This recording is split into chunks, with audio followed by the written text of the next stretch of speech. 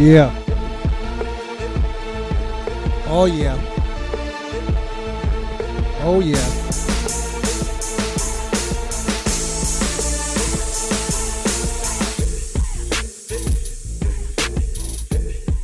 I'm just going to let this rock out for a couple more seconds. This is one of the hottest beats ever. Y'all can say what y'all want about Kanye, but that's a beat-making mother...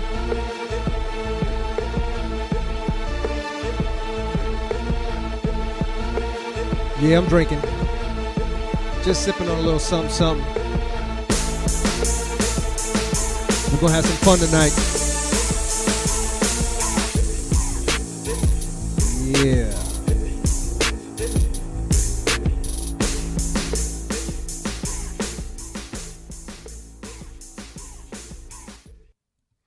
All right. Well, welcome once again to another episode of the Find a Way to Make a Way show. I am your host, Harold S. Reed Jr., also known as HRJR, your motivational speaker. And if you don't know what motive action means, motive plus action equals results, and results equal success. Again, welcome to another episode of the Find a Way to Make a Way show on www.BKS1radio.com. By my side, as you can see, is someone who's a little bit more hairier than Soups. Yes, it's not the same look as Soups. You can see that the voice is a hell of a lot deeper than Soups. You can see that it's not the same gender. I hope they can see that. As Soups. Actually, I think this is the first show that we've done where not necessarily that Soups wasn't here, but that I've actually had a male producer by my side. Okay. So this is my homeboy Jeff. We call it Short Fuse. Short Fuse. Short right? Fuse. Short Yes. Fuse. Short Fuse. Say hello to the peoples. How's it going, everybody? Like you were saying. Yes. you can catch me. I'm on multiple shows. Hip hop show on Wednesday night. Break 'em all. Sports show on Break 'em Tuesday all. Break 'em nights. all. So I've been around BKS for a minute, and it's a pleasure to be on this show. It's one of the BKS1 pioneers up in this joint. Yeah, one of the few. It's been going for a minute now. So look at that there. See, that's how I rock. So I rock with pioneers, man. I rock with. I'm having a sip. Cheers to you. Thank you. Cheers. I'm drinking too.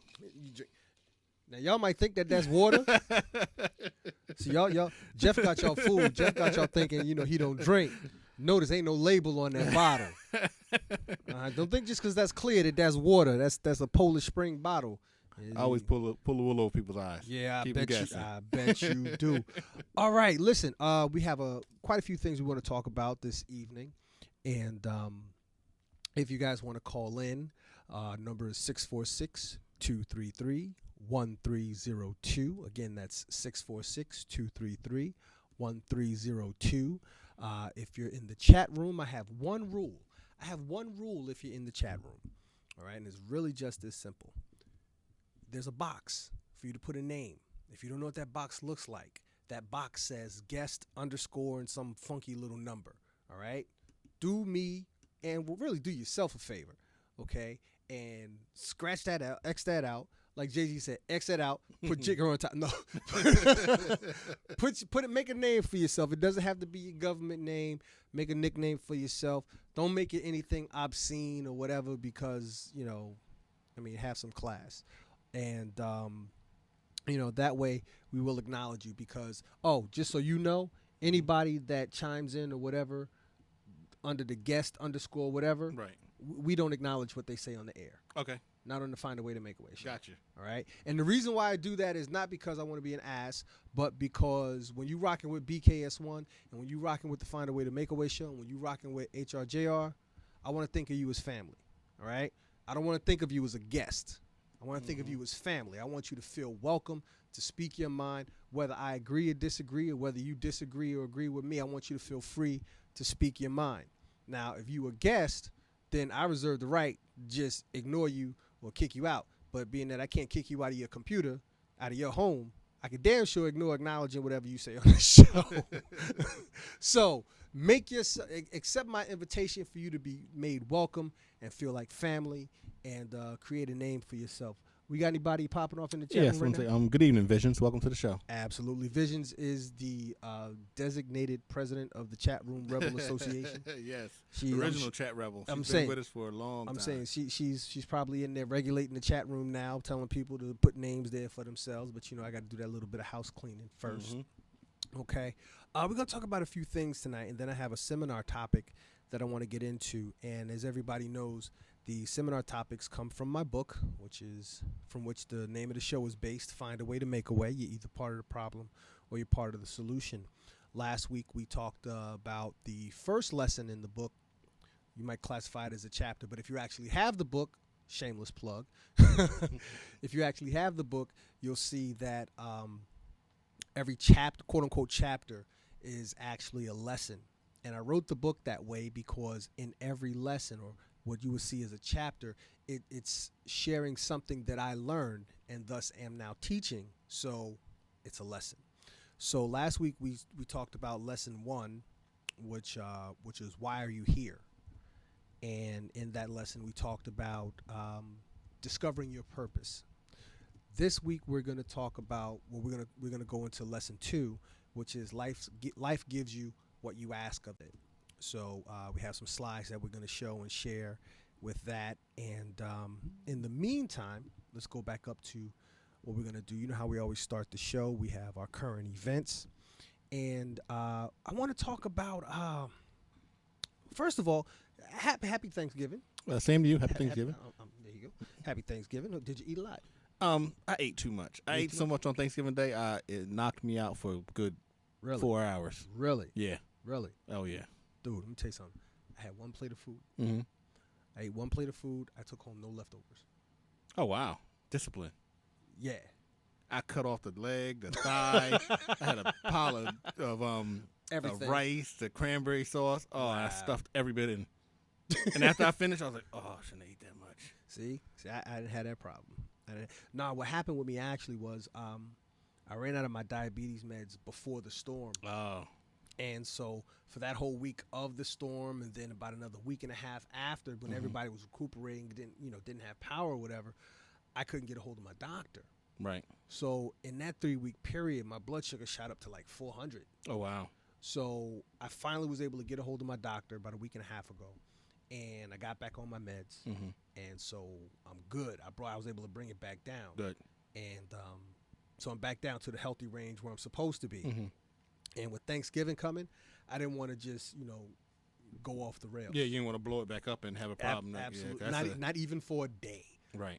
So I was able to, I just resolved myself to that one plate of food, and then I went and fed my kids.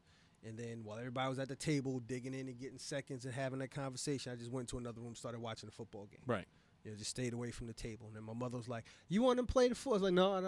I'm good. No, my wife came in. She said, okay, well, if you want to get some leftovers to take home, I said, no, I'm good. Then my mother-in-law came back.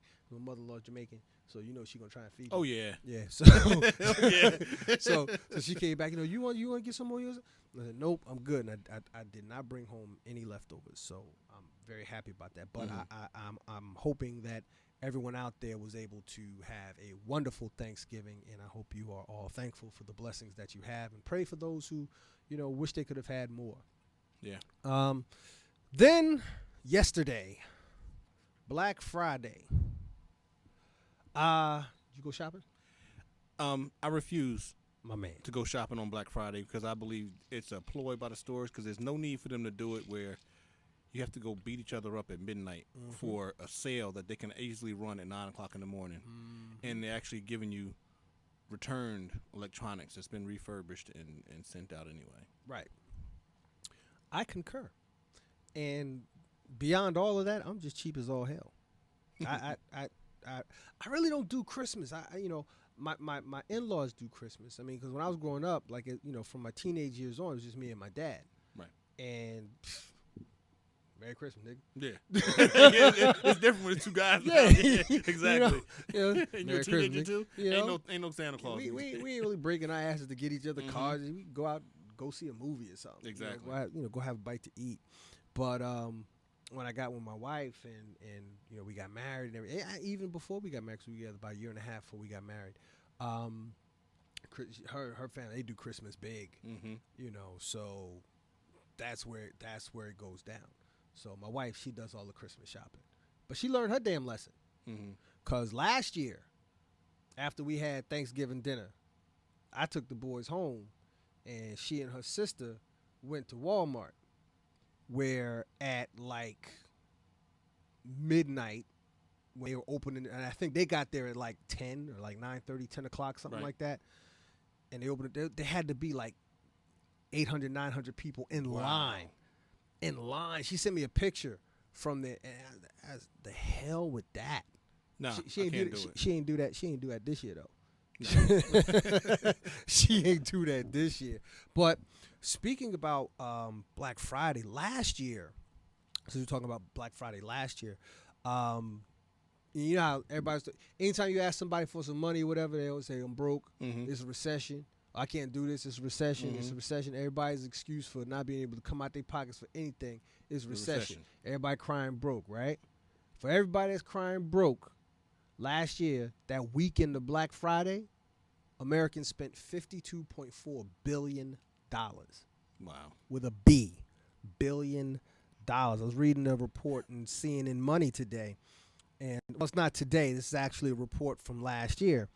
And because they don't have, obviously, all the numbers out for this year because they still spending money. Mm-hmm. Total spending over the 4-day weekend following Thanksgiving last year reached a record $52.4 billion with a B dollars, up, and that's up 16% from the $45 billion that was spent in 2010, and that's according to a survey by the National Retail Federation. Record 226 million consumers shopped in stores and online between Thursday and Sunday, up from 212 million the previous year in 2010. And individual shoppers spent more too, the Federation said. The average holiday shopper shelled out $398.62, up from $365.34 in 2010. So for a lot of people, crying broke. This is why I never, if you don't have it, just say I don't have it. Don't give me no excuse. Don't give me no crap about the recession. Just say, hey, look, I got bills. Everybody got bills, But like the name of the show, if something's important enough to you, you're gonna find a way to make a way. All right. And the one thing, especially doing the job that I did before, the past decade or so, one thing I always saw was that from November throughout December, the parking lot at the Woodbridge Center Mall is always full. Oh, yeah. Chock full. Menlo Park down the street in Edison, chock full. Yep. Any mall is chock full. All right? All the way out to the perimeter of the road. Wall and parking. A mile just to get to the mall. Yeah. Exactly. And it brings out the most ridiculous behavior in people because you get to see how juvenile people are. When you actually see grown people fighting over parking spaces, it's ridiculous. It's ridiculous. Let me get a comment from Visions in chat. So you know how I treat Black Friday, HRJR, support small business holiday bazaar. Mm-hmm. And that's true. I mean, support a small business because Walmart it helps the immediate community when you support the small business, the local business. Then go out there supporting the big Walmarts, the Targets, the Best Buys.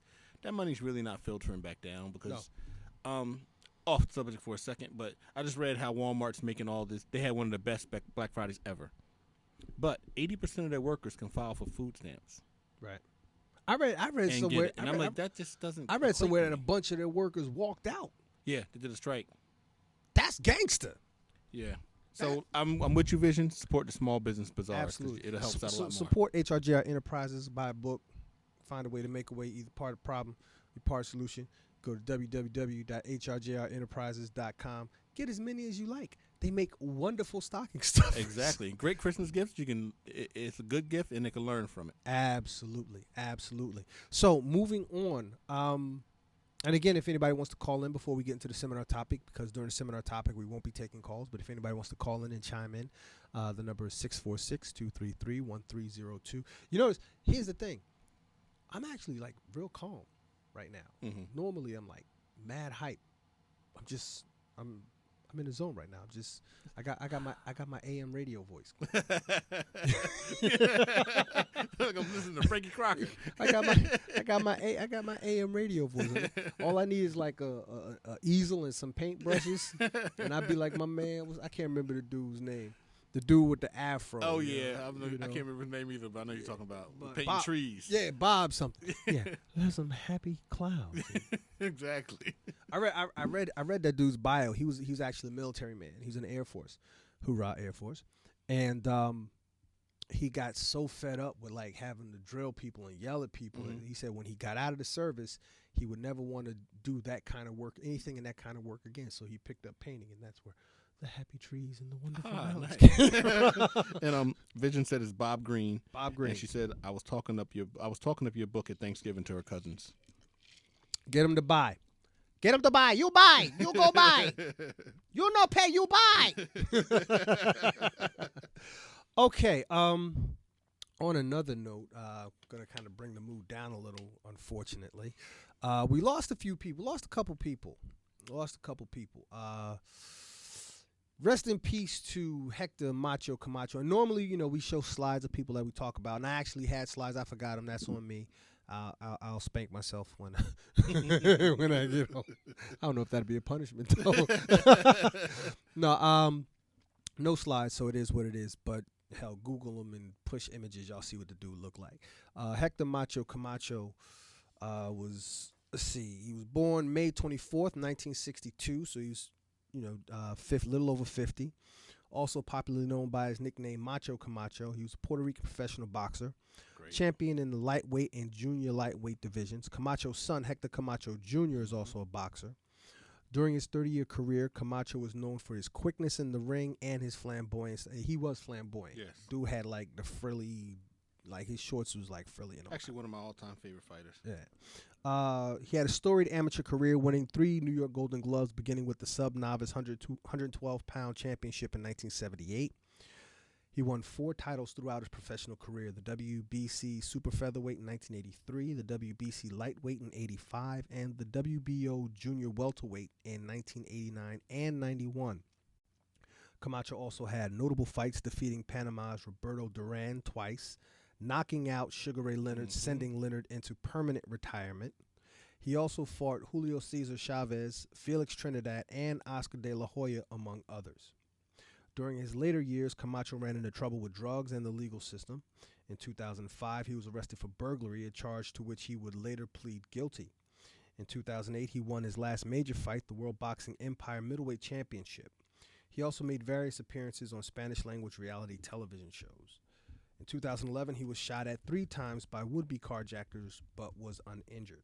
In the fall of 2012, Camacho was awaiting trial in Florida on charges of abuse against one of his sons, but on November 20th, just a few days ago, 2012, Camacho was shot in the jaw and severely injured while sitting in a car outside a bar in Bayamon, Puerto Rico. The driver, a childhood friend, was killed in the shooting, although doctors at the Rio Piedras Medical Center in San Juan, I know my Spanish dialect, I can get my pronunciation on, in San Juan, believed that he would recover. They declared him brain dead after suffering cardiac arrest the following day, which was Thursday.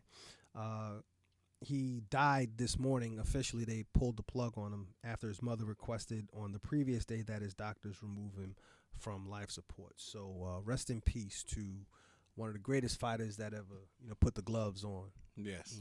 What they call it, the sweet science.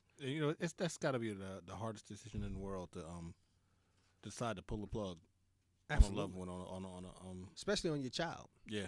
Because that's a parent's worst nightmare to have to bury their own child. It's not the way it's supposed to be. It's not what you envision. You don't envision outliving your children. Right. Also, and again, I'm sorry, I apologize, we don't have any graphics, but again, Google. We lost Larry Hagman. If y'all don't know who Larry Hagman is, kill yourself. No, I'm sorry. No, there's a lot of young people watching the show who have no idea who Larry Hagman is. Larry Hagman was an American film and television actor best known for playing the ruthless businessman J.R. Ewing in the 1980s premiere television soap opera Dallas. Now, my mother, who may be watching the show right now, my mother loved her some Dallas. Okay? I can tell you right now, in my house, Friday night, 10 o'clock, Channel 2, Mm-hmm. everybody shut up. And considering it was just me and her, you know what that meant. Yep. You shut up. Exactly. Go find something to do. If you ain't going to sit here and watch this with me and be quiet, go find something to do, read a book. He also played a befuddled astronaut, Major Anthony or Tony Nelson, in the 1960s sitcom I Dream of Jeannie. His supporting film roles included appearances in Failsafe, JFK, Nixon, and Primary Colors. His television appearances also included a handful of short-lived other series, guest roles on dozens of shows spanning from the late 50s up until his death, and a reprisal of his signature role on the 2012 revival of Dallas. Mm-hmm. He also occasionally worked as a producer and director on television. Now, If I'm not mistaken, the Dallas episode "Who Shot Jr." I think was one of the highest rated TV shows watched ever. Yeah, it was the highest. Yeah, back then. Yeah, because I mean, everybody. I watched it. That was a show, dude. That was. There has yet to be that I can remember or recall a TV show with a cliffhanger that grabbed everybody like that. No show has been able to top that. No, not that I can. Not no show has been able to top Who Shot Jr. Mm-hmm. You know, with you got Lost and all these other, Scandal's one of my favorite shows, but nothing's come out that has topped Who Shot Jr. Mm-hmm. Nothing. Now, on the dark side, let's keep it real here because you know how we do. Hagman was a longtime drinker. He underwent a life-saving liver transplant in 1995, triggering a controversy that he had cut in line and had taken a liver that should have gone to somebody else, possibly a child, since he was a drinker and had ruined his own health. The donor transplant rules were revised because of this to make sure the rich and alcoholics, and rich alcoholics at that, were not favored over children. Now, although Hagman was a member of a 12-step program, he publicly advocated marijuana as a better alternative to alcohol. He died yesterday, November 23rd, of complications of throat cancer. So now I guess after I said he done advocated marijuana, there's a whole bunch of young people running around and say, who the hell is this dude? They're going to Google him now. He going to be their hero now, So we got one last thing on current events. For those in the New Jersey area and around the country for the most part, Cory Booker. Again, we don't have any graphics. Google his face if you don't know what he looks like. I got this report from BET News, but I did read about it in a couple other sources as well. The mayor of Newark, Cory Booker, has decided to spend some time living off food stamps. It's a bold move, the result of a Twitter conversation with a constituent aimed at highlighting the nation's economic disparity. But it's a risky move as well. Booker has proven himself to be a highly passionate and determined public official who at times turns to unorthodox methods of connecting with his Newark constituents. Whether rescuing neighbors from burning buildings or inviting victims of the recent hurricane into his home, he is prone to think and act outside of the box. The latest episode started with a chat that ultimately led the mayor to propose that he and the person with whom he was corresponding agreed to live at least 1 week on food stamps. Booker later tweeted that he would like to see other people get involved in a similar plan. He plans to start his sojourn after Thanksgiving. Oh, he was going to get that food. Oh, yeah. He probably did some camel type ish and was like, ate enough. So he can last that week. So he can last that week, I mean, in reality, it ain't hard to last a week on food stamps. No. I mean, if he really wants to, in my opinion, if he really wants to do something and people are on food stamps, do it for a couple of months. Here's my thing. And see how it is to actually try to survive on just food stamps alone. Here's my thing. I'm totally opposed to the whole concept. I'm not gonna front. And what comes to mind is a quote from the late great Reverend Ike. Yeah, I know a lot of young people don't know who the hell Reverend Ike is. Go look that up. If you know who your T.D. Jakes and your Creflo Dollars and your Joel Osteens, Reverend Ike is they daddy. Quite frankly. Okay, you want to talk about pimps in the pulpit and preachers just straight macking and making money for years on end. And Reverend Ike just died, I think maybe a year or two ago. I think he might have died last year or the year before. Wow. All right. It's something Reverend Ike said. The best thing you could do for poor people is not be one of them. So that being the case, when you're somebody like Cory Booker, what is the symbolism? What is the, not the symbolism, because that's all it is. It's a symbolic gesture. But what is the significance of living off food stamps for a week? Because, excuse me, it's a temporary condition for you. Yeah. You know, you can go back and and the week's over. You're back to your regular life. Yeah. You know, I mean, dude, you got money in the bank. Mm-hmm. So this is a diet for you. You're gonna lose, and you work out, so you're gonna lose a couple pounds. You know, so what about the people who got to survive that way? You know, you're not impressing me, and he doesn't have to impress me. I ain't nobody. I don't even live in Newark. But in my opinion, I'm not impressed by the gesture. Oh, I can live off food stamps. Why would you want to if you don't have to? Right. If anything, start motivating people and inspiring people and encouraging people more vehemently to get off food stamps. Create some programs in Newark that create jobs that get people off food stamps. I mean, it's a cute little challenge. Somebody on Twitter called you out, and you called them out, and you get some press for it, and we're talking about it, so we're giving shine to the cause. But I'm not impressed, dude. Yeah, you see the light at the end of the tunnel. You know, I mean, some people on food stamps don't see that light at the end of the tunnel. Dude, he's still in the light at the end of the tunnel. He's standing in the light at the end of the tunnel, and he's just sticking his hand in the dark. Mm-hmm. And at the end of the week, he pull his hand back, and everything is everything. You know, right? There was a I saw a newscast on Fox News, because I watch Fox News, and because you know how white folk are, and there's white people watching the show. I'm sure y'all know I talk about y'all, but I'm not talking about all of y'all, but y'all know the ones I'm talking about. So if you offended, then I'm talking about you. If you're not offended, then I ain't talking about you, or you don't care. So either way, one of the newscasters that asked the woman, asked the panel, you know, do you think you could live off of $133 a week in food stamps? And one of the guys was like, no, there ain't no way. And white chick, she was like, oh my God, do you know how good I would look if I had to live off $133 a week in food stamps? Oh my God, that'd be such a great diet. Wow. Okay. On behalf of every black person who's ever had food stamps, and I'm, by the grace of God, my family's never had to, go on food stamps. But on behalf of those people, I wanted to reach through the television and punch her right in her throat. I don't condone violence. That's just how I felt at the time. That's just how I felt at the time. What's going on in the chat room? What we got going on in the chat room? What Vision's got to say first? Well, Vision just said, who shot JR was the beginning of his extravagant cliffhangers. Mm-hmm.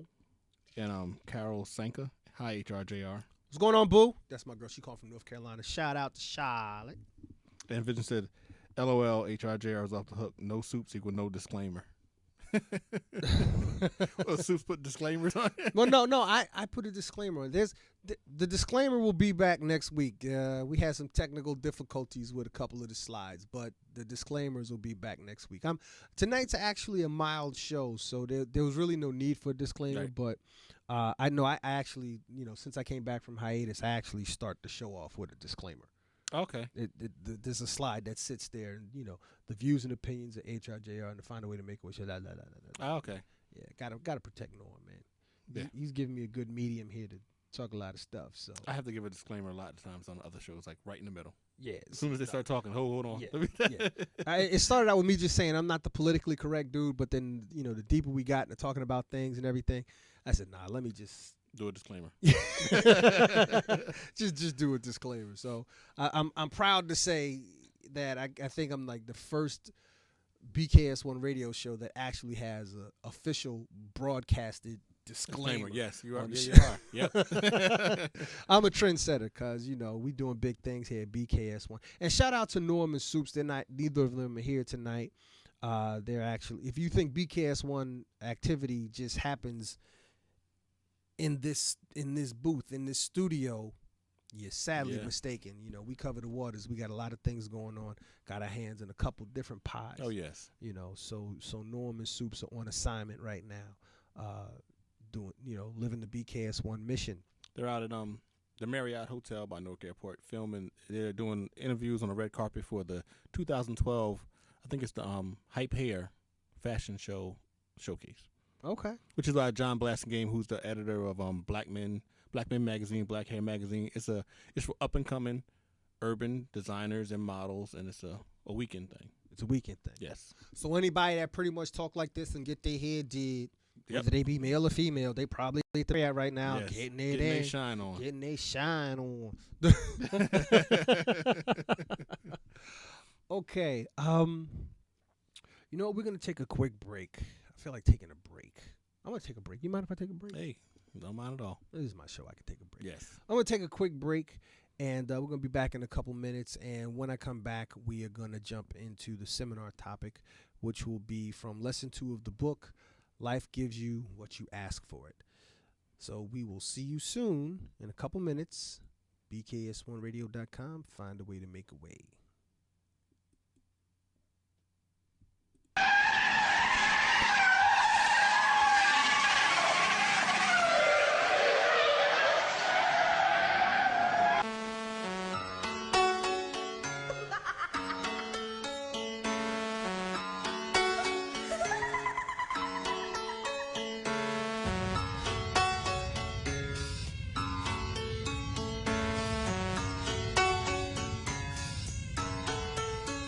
My thoughts are deliberate, tumbling, unsuspicious, switches from yelling to mumbling. You ain't a pal of me, my family ties, but now with Mallory. My analogy ain't for salary, as I roll reality through galaxies. For centuries, this is me with the sin of weed, with a chain representing penitentiaries. From Roman town to Boy Town, from North to Illtown, and all you know from life was like a supposed to rush it. Driving too fast, I was flying too low. You think I'm rocking too quick, I think you listen too slow. I'm erupting, constructing a crump and assumption. You diss while your family saying the best things is humping. Trucking by an obstruction of turning something to nothing from one thing to more things is the ripping every function. Funking it up, pumping it up, jumping the ducks, looking the hump, but jumping the trunk, pumping me up.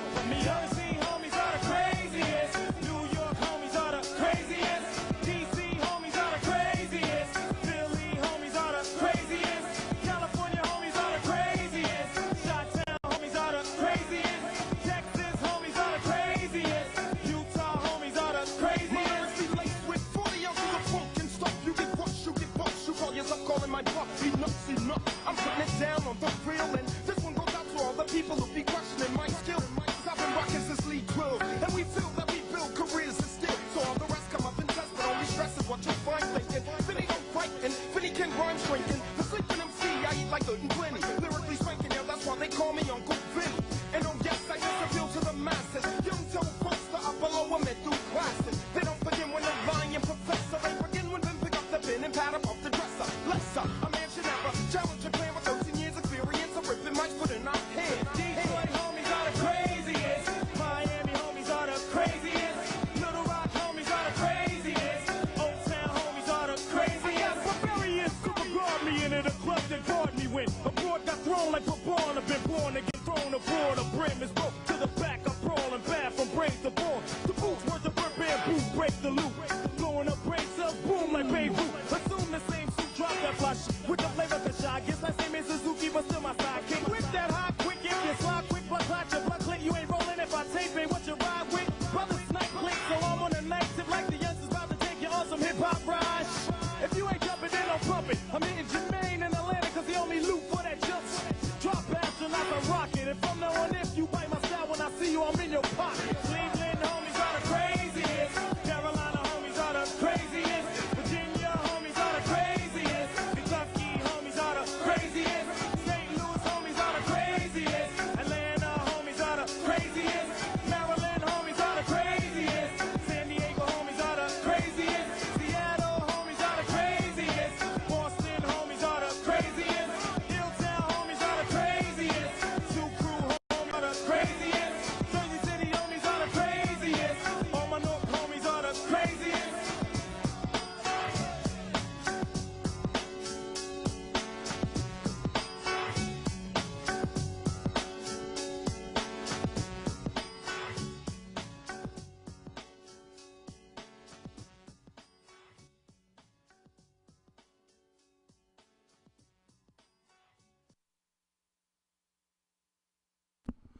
All right, and we are back. We are back. I hope you enjoyed your break. Uh, Something I didn't get to take care of during my break. Gotta get my little sippy sip on. Enjoy a little taste of something.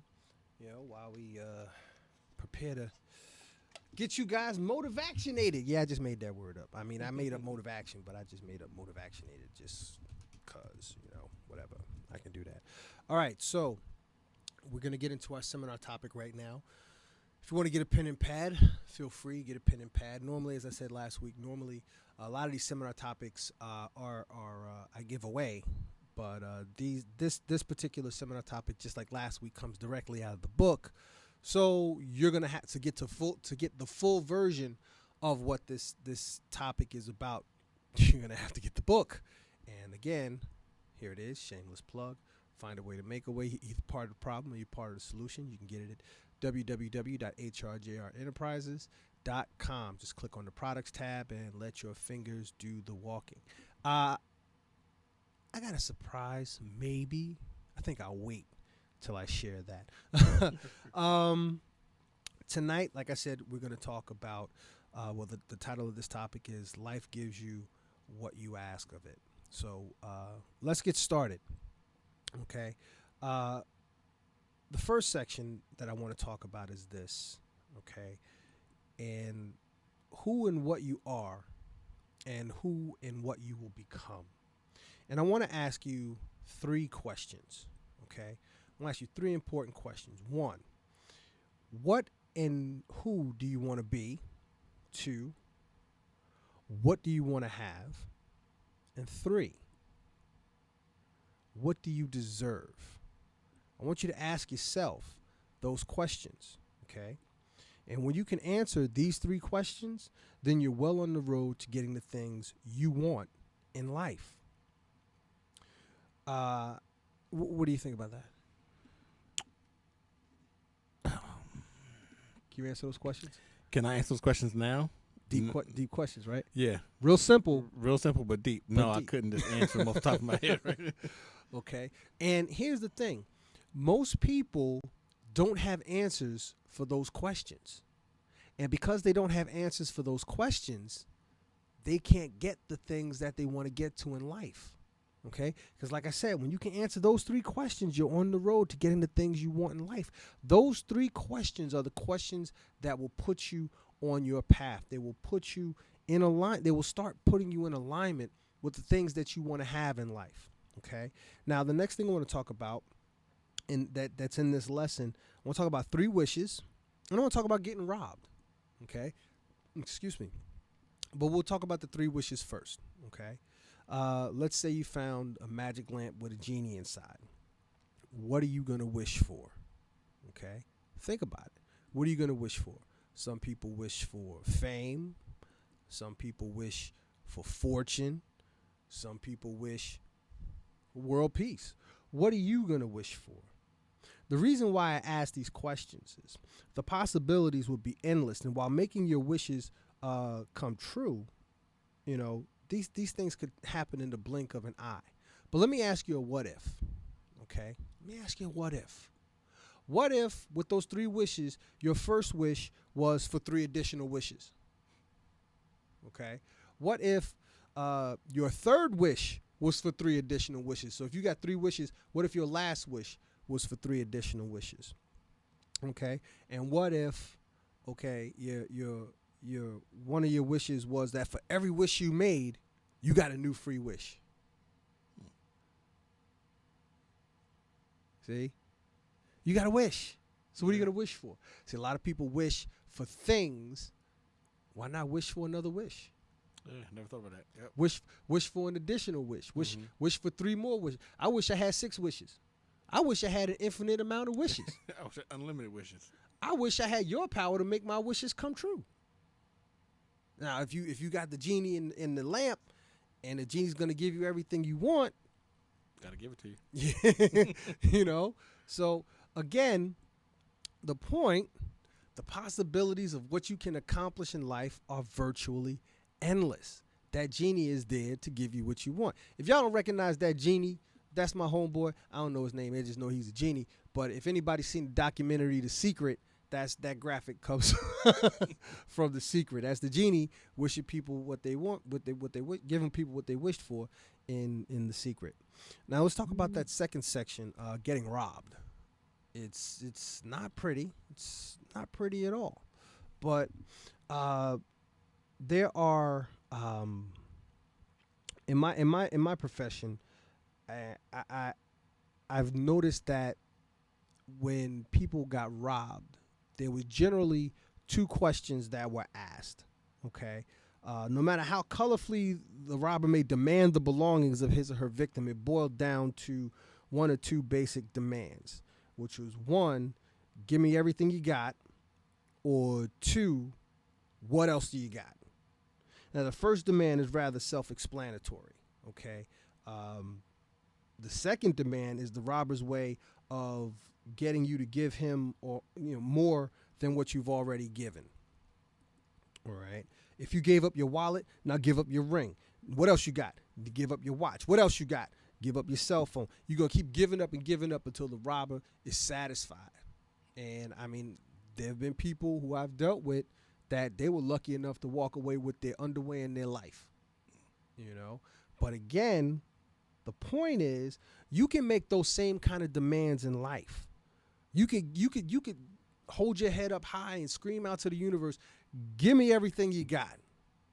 And then when the universe gives you something, what else you got? What else you got? Now here's the problem. Universe don't take no mess. Universe ain't no punk. Okay? And you're going to get some things. You might get some things you don't necessarily want, but you're going to have to go through some things to get to some things. All right? And in terms of wishes coming true, I want you to know that you can have, and this is pretty much my number one cardinal rule, you can have, do, and become anything you want, provided you're willing to put forth the work necessary in order to achieve it. All right? And if you know what you want in life, go after it. You can achieve it. However, if you don't know what you want, if you don't claim anything, you're not going to get anything. So when I say life gives you what you ask of it, that's not to say that you ask for something and you get it. See, people got that twisted. People got that whole thing twisted. Even in The Secret, which is about the law of attraction, and basically which is the essence of what this topic is about.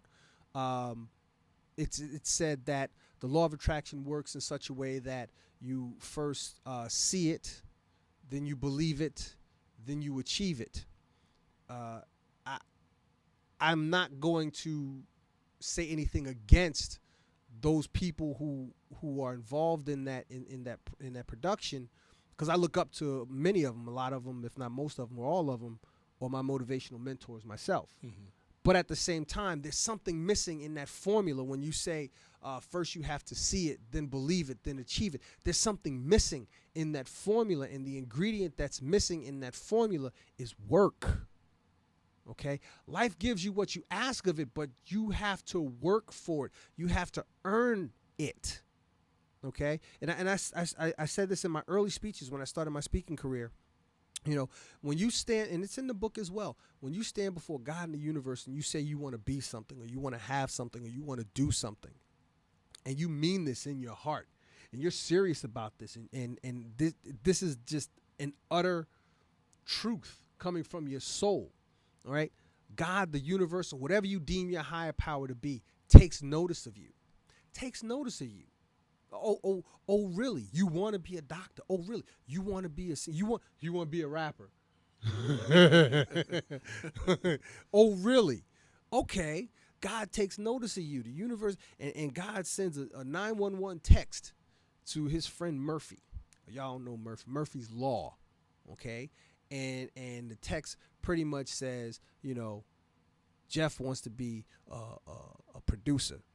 So we're going to put some things in his way to see how bad he want to be a producer. Mm-hmm. All right? And at whatever you are, I just said Jeff, but whatever your name is, whoever you are, whatever, that when you started going towards striving and working towards your goals, Murphy was visiting you. Murphy was camped out in your backyard. Murphy was pitching a tent in your backyard. He was living in your dorm room. And as you were striving towards reaching your goals, whatever could go wrong would go wrong, and at the worst possible time. But what people have to understand is this is the process. This is the process. You have to prove yourself worthy. You are being tested. Life gives you what you ask for it, but you have to prove yourself worthy of having it. And I think that's something that's missing in today's society. People have this big entitlement belief, especially this American society, this quote unquote American culture has this thing where because I asked for it, I should get it. Okay. The funny thing, I mean, let somebody ask me for something and let my answer be no. And to see the look of shock on their face because I said no. And I wasn't mean about it. No. People aren't used to hearing no. People are not used to hearing no. Okay? And, I mean, you know what pisses me off? I'm going to go off the topic for a hot second. What pisses me off is when I see these school games and tournaments and such where every kid that shows up gets a trophy or a medal or a prize. Yeah. All right? I've been well behaved during this show, but I'm going to say that that's some bullshit. Okay? I would not let either of my boys, well, one of my children is autistic, so, I mean, he don't even care if he gets a medal or whatever. He don't care. he just let him run around. He's happy. Good time, he's good just running around. So running around is his reward. But my youngest son, he's fine. He doesn't have any issues. So he'll be going to quote unquote regular school, and I will refuse to allow him to compete in anything where everybody gets a prize. Dude, you have the day off. I'll take you to the movies. Yeah. Daddy will treat you that day. Because that's not even a competition. You work, you win. You don't win by just showing up. Right. You don't win by, unless you are on a championship team, you don't win by just participating. Okay, right. I don't believe in victory by association, if you will. So in life, what you have to, especially instilling it in these children, you have to understand you're gonna lose sometimes. And I don't even like to say you're gonna lose. Something I learned from another one of my mentors, a man named George C. Frazier, and he has a couple of great books out. Success Runs in Our Race and Click. So if anybody's interested in doing networking in the African American community, those are two great books to read. Success Runs in Our Race and Click, both of those by George C. Frazier. He runs an organization called FrazierNet, which is the largest African American networking organization in the world. Okay, and something that I learned from him, excuse me, is that we don't win or lose. You win or you learn. Okay, when you win, everything is cool. Everything's pumping on all cylinders. Everything is good. Okay, but when something's out of alignment, you don't get that victory. Now, they may call that a loss, but what happens? Look at your favorite sport. You do the sports show. What do these teams do when their team, quote unquote, loses? They go back to the tapes. Right. They watch the game. You learn more from your losses than Exactly. So you learn what you did wrong. You learn what you need to do better, and then you go back and you reapply it. Okay, you go back and you reapply it, and then hopefully it works out. If not, you go back and you review again. So it's not winning and losing; it's winning and learning. It's only a loss if you just say, "To hell with it, I'm done." Right. That's when you're lost. That's when you've given up. You're lost. It's a done deal. So again, life gives you what you ask for it, but you're going to have to earn it. You're going to have to work for it. So I want to sum this up with a few more slides and to just go over some things that we talked about. All right. One, there's an abundance of everything you could think of in this world. People, there's an endless amount of money in this world, because if if there were a limit to the amount of money that could be gained in this world, everybody would have had it. Whoever was meant to have it would have had it, and we'd have run out. Right. But there are millionaires made every day. Every day. Whether it's the lottery, whether somebody signs a deal, gets a record deal, or sells real estate. Okay, there are millionaires made every day. One of my favorite TV shows is $1 Million Listing. That's actually one of the shows that inspired me to get my real estate license. Okay. Because I'm watching these dudes in California. I'm not, doing what they're doing, but they've been doing what they've been doing for, 5-10 years or whatever.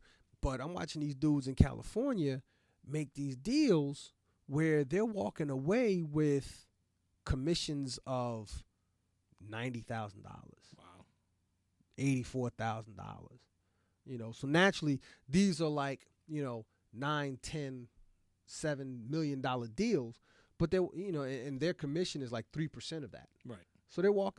But still, if you do 5 $90,000 commit, 5 deals and you get $90,000, you're a millionaire. Mm-hmm. You see what I'm saying? But that doesn't come easy. You got to put in work for that. Right. You got to learn the skills to be able to deal with those people at that level and make that money. They also did $1 Million Listing season in New York. I wasn't too fond of it because, but New York, they're selling $1 million apartments. Yeah, but say it's probably more. Probably have more of a chance in New York than anywhere else. They're selling $1 million apartments. There was this one dude who bought like 4 condos in one building, right, and blew out all the walls and made one huge apartment. Okay, like because they were on different floors. Right. So he went off, and that's what he created for himself. And I think they wound up selling that for like $25 million. Wow. Okay, so I'm not even gonna try to do the math right now, but 3% of $25 million, you set one of these commissions would set people off for a year. Right. You know what I'm saying? But again, there's an abundance of wealth in the world. All right? All you have to do is find out what it is that you can do to get your hands on some of it. Mm-hmm. Okay? And if you don't want to, that's fine. I get people tell me all the time, you got to stop saying money is everything. And money's not everything. Money is more to the world than okay, fine. Whatever is in abundance that you don't want to get, that's just more for me. It's more for you. Mm-hmm.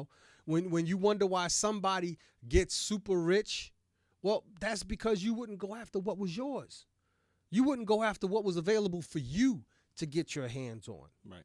Okay? So don't get mad at the next person who, even if it's some, kitchen worker, somebody that hits the lottery big. That's the universe's way of telling you, you know what? There was some of this that you could have got your hands on. But you happy with what you got. Money's not everything. There's more important things in life than money. So, cool. You stay where you at. This person gets $70 million. Because they bought a scratch-off ticket. Some nonsense like that. They went for it. Yeah, exactly. Because they went for it, Like the saying goes, you got to be in it to win it. Now, I've never, I can honestly say, I've never bought a lottery ticket. But I can't hate on anybody that wins because the money's there for me if I decide to go in and gamble and try for it. It is what it is. I have a cousin. I'm not gonna say her name, but I'm gonna try and get her on the show.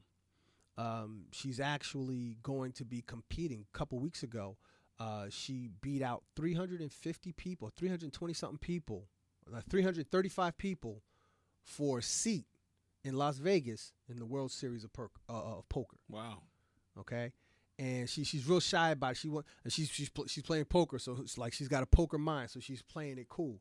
She's playing it close to the vest. She's like, nah, I appreciate it, but let me just go do what I got to do, or whatever. And so she's playing it cool. So I'm not gonna really put her out there like that. But I want people to see her, young black, and she's younger than me. She's like younger than me. She's considerably younger than me.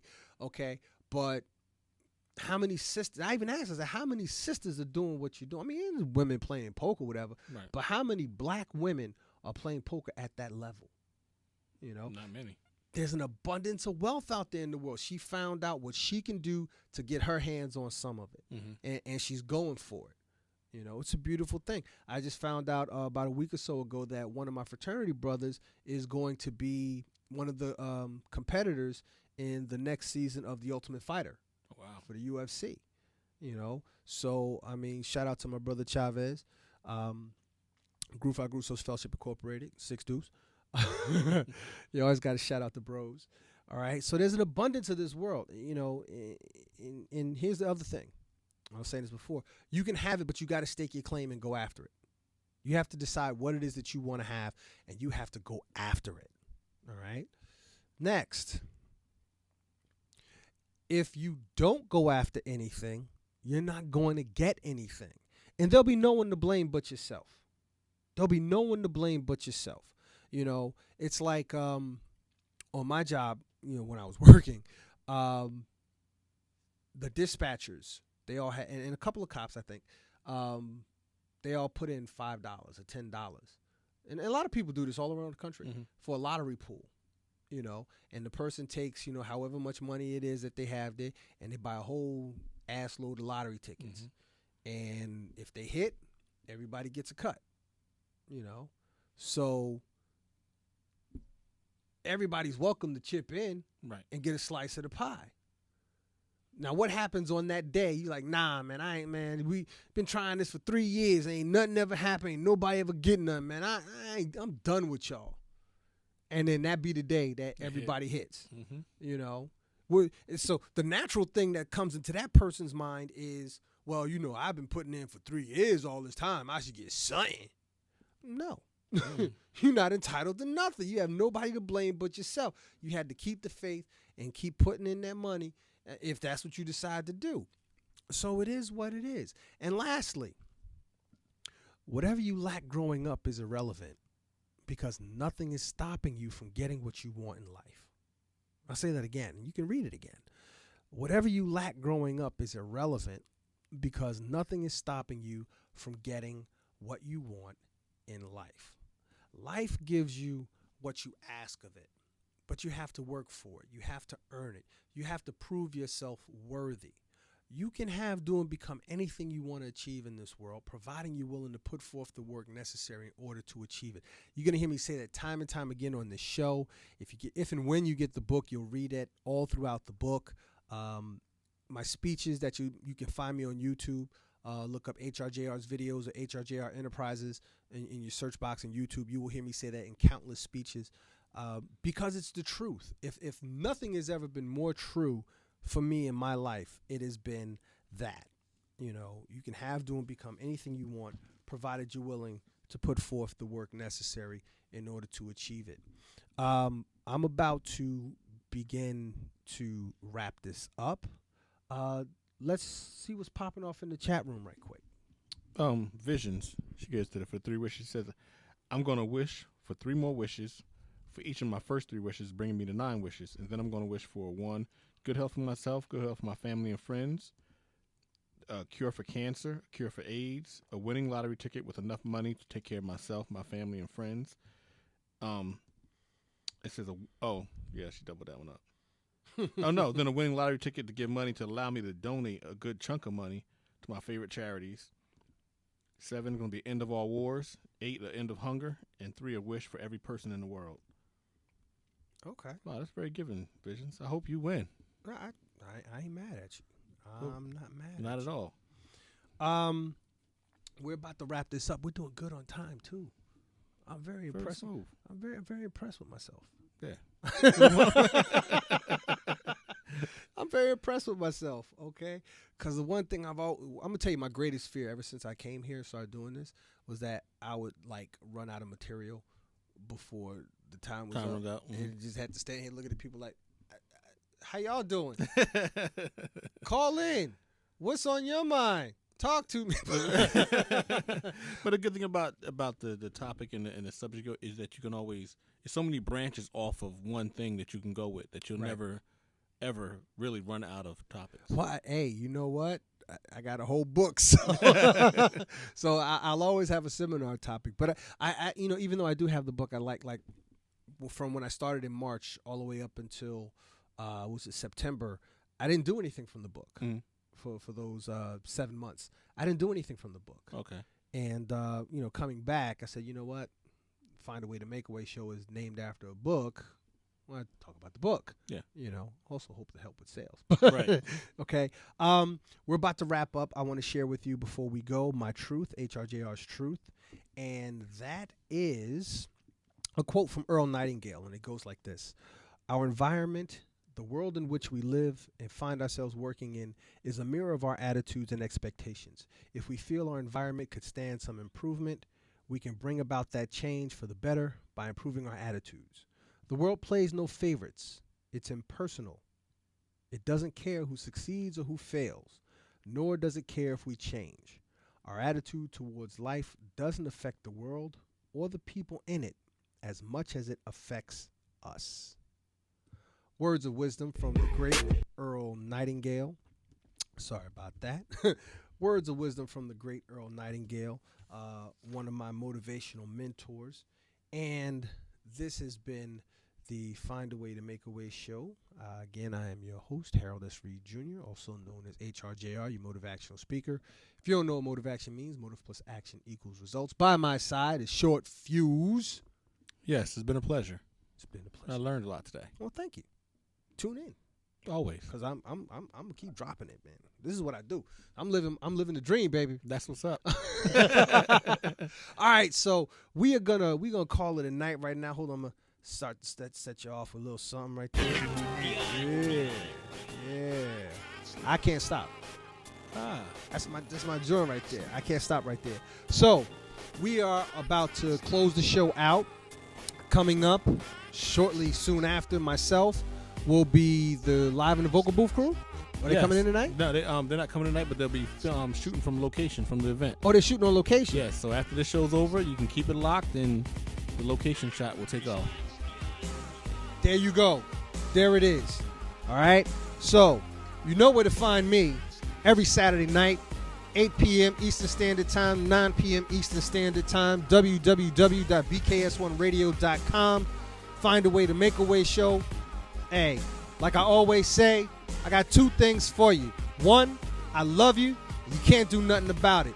Two, the impossible is only impossible because you have yet to step up and make it possible.